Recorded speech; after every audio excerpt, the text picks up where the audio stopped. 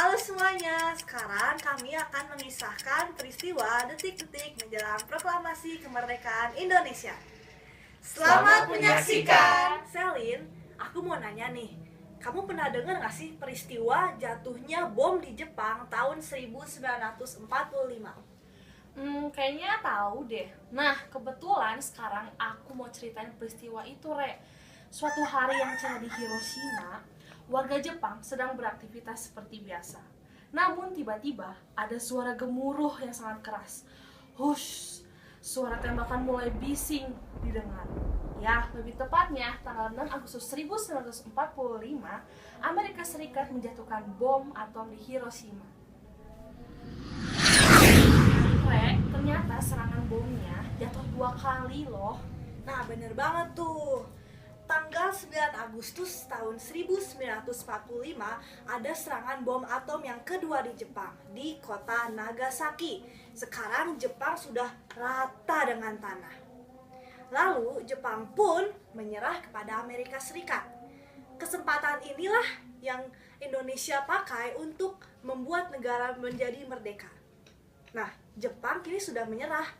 Salah satu contohnya adalah BPUPKI mengganti nama menjadi PPKI, yaitu Panitia Persiapan Kemerdekaan Indonesia. Lalu Soekarno dan Hatta pergi ke Vietnam untuk bertemu Marsekal Terauchi. Jepang kini diambang kekalahan.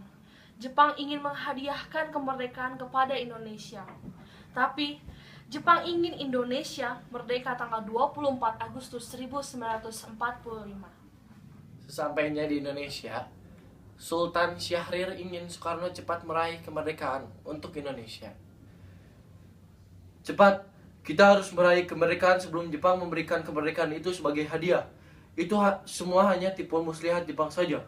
Janganlah terburu-buru, sebab jika kemerdekaan diraih sekarang, akan menyebabkan tumpah darah yang besar. Yeslin, kamu tahu nggak sih sebenarnya kenapa Jepang menyerah pada sekutu? Tanggal 14 Agustus 1945, Jepang menyerah pada sekutu. Maka, tanggal 16 Agustus 1945, Soekarno dan Hatta pun menyiapkan rapat PPKI. Namun, tiba-tiba rapat tidak jadi dilaksanakan. Apa yang terjadi?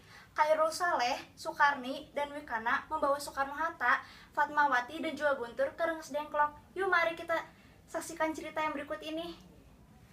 Mengapa kalian membawa kami ke sini? Kami ingin meyakinkan PPKI bahwa Jepang sudah menyerah. Kita tidak boleh terpengaruh oleh Jepang. Kita harus segera memerdekakan Indonesia.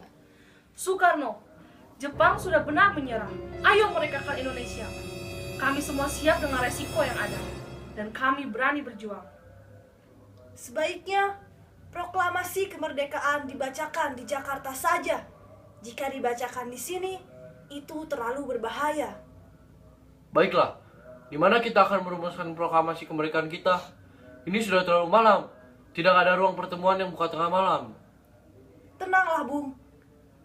Kami masih bisa merumuskan proklamasi kemerdekaan di kediaman Laksamana Maeda. Malam harinya, mereka semua kembali ke Jakarta.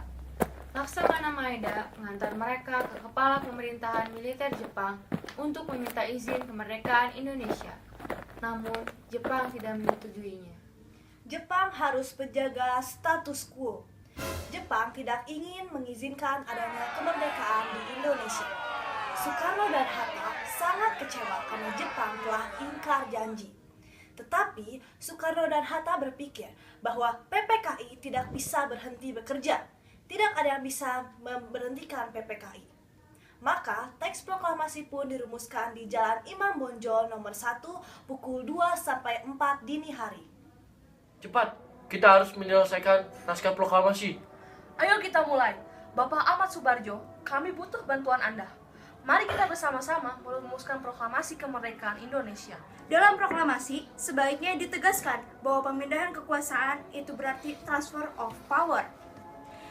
Proklamasi disaksikan oleh Soekarni, BM Diah, dan Sudiro. Bung Karno, saya bersedia untuk mengetik teks proklamasi. Kebetulan saya bisa meminjam mesin ketik dari Angkatan Laut Jerman milik Dr. Hermann Kenneler. Proklamasi kemerdekaan Indonesia dilaksanakan di Jalan Pegangsaan Timur nomor 56 Jakarta pukul 10 pagi. Proklamasi kami bangsa Indonesia dengan ini menyatakan kemerdekaan Indonesia. Hal-hal yang mengenai pembinaan kekuasaan dan lain-lain diselenggarakan dengan cara seksama dan dalam tempo yang sesingkat-singkatnya.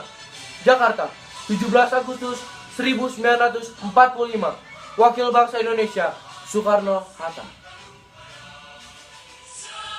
Nah, teman-teman, perlu diketahui bahwa Fatmawati lah yang telah menjahit sang saka merah putih dan bendera dikibarkan oleh seorang prajurit bernama Latif Hendra Ningrat. Rek, bagaimana cara penyebaran informasi mengenai kemerdekaan? Berhubung Indonesia adalah negara kepulauan yang sangat besar dan luas, dan saat itu keberadaan TV masih sangat jarang. Nah, penyebaran informasi kemerdekaan melewati radio dan berbagai macam tulisan. Contoh tulisannya adalah 17 Agustus 1945, Respect Our Constitution. Merdeka!